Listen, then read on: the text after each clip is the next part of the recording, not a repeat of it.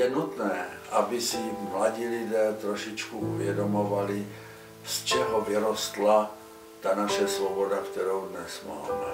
Aby si uvědomili, že to není samozřejmost, že proto musí svým postojem, uvědomělým postojem také něco udělat.